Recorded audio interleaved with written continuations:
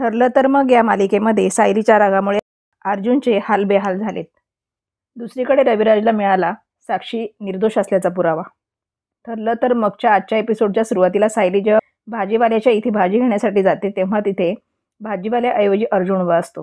सायलीने त्याच्याशी बोलावं म्हणून तो तिथे भाजी विकण्यासाठी उभा असतो आणि सायलीने निदान घासाघीस करण्यासाठी तरी त्याच्याशी बोलावं अशी त्याची अपेक्षा असते. मात्र सायली काहीही न बोलता निघून जाते. दुसरीकडे रविराज शिवानीला साक्षीचा फोटो दाखवत असतात तेव्हा शिवानी सांगते की साधारण 8-9 महिन्यांपूर्वी तिने या फोटोतील मुलीला पाहिलेलं आहे. ती कामावरून घरी येत असताना तिने रस्त्याच्या कडेला तिला पाहिलं तेव्हा तिची तब्येत बिघडली होती. ती उलट्या करत होती. शिवानी ही रविराजला तिची कहाणी सांगते जी आधी साक्षीने त्याला ऐकवलेली असते. शिवानीने ही माहिती दिल्याचे साक्षी निर्दोष असल्याचं वाटून रविराजला खूप आनंद होतो. त्यानंतर अर्जुन सायली ज्या देवीच्या मंदिरात जाते तिथे पोहोचतो. तिथे जाऊन तो सर्वांना प्रसाद वाटतो. सायली तिथे येऊनही त्याच्याशी काही बोलत नाही. एवढंच काय तर ती देवीची प्रार्थनाही मनातल्या मनात करते. अर्जुन तिला मनवण्याचा खूप प्रयत्न करतो पण त्याचे सारे प्रयत्न फोल ठरतात. तो शेवटी गुरुजींकडून आशीर्वाद घेऊन तिथून निघून जातो. दरम्यान सुभेदारांच्या घरी कल्पना अर्जुनने जेवणाचा डबा नेला नसल्याची काळजी करत असते तर अर्जुन सायलीच्या मागे मागे फिरतोय. तेवढ्याच सायली कोणाला तरी फोन लावते. तेव्हा अर्जुन विचार करतो आता तरी सायलीचा आवाज ऐकू येईल. पण सायली ज्याला फोन करते त्या व्यक्तीशी तिचं बोलणं होत नाही.